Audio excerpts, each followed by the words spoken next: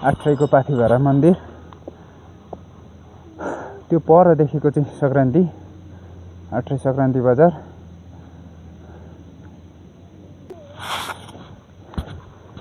पाथिभराको उकालो एउटा गीत जाओस् न। नगीत गाउने यस्तो गीत आउँदैन भन्छ। यस्तो ठाडो उकालो छ कि उकालै उकालै यसरी हिँड्छ। ल ठ्याक्कै ताप्लेजुङको जतिको उकालो छ हाम्रो आठ्रैको पाथिभरा जाने जाने बाटो पनि त्यो हाम्रो पर देखिएको आठ्रै संक्रान्ति बजार हो। यति राम्रो छ कि बजार, बाटो पनि निर्माण हुँदै रहेछ हौ यहाँ हाम्रो।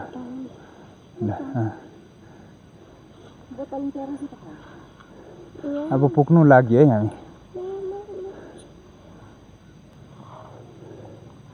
बाटो राम्रो छ। अब पुगिनु लाग्यो है आठ्रै संक्रान्ति बजार। अब हामी लगभग मन्दिर पुग्यौँ भन्दा नि भयो।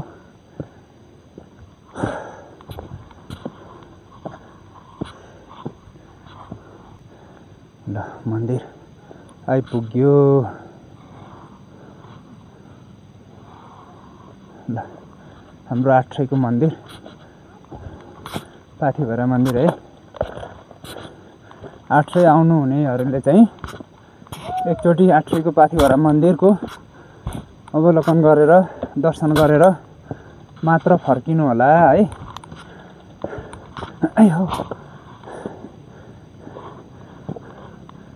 यति रमाइलो ठाउँमा छ।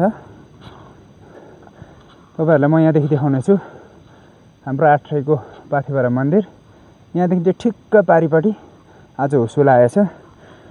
ठ्याक्कै ताप्लेजुङको ठुलो पाथिभरा देखिन्छ है। त्यो पारी पर देखेको चाहिँ कुम्भकर्ण हो। ठ्याक्क त्यसको अपोजिट हुसो लागेछ त्यो ठाउँ चाहिँ पाथिभरा हैन। यहाँको सिधा ठ्याक्कै पर्छ है।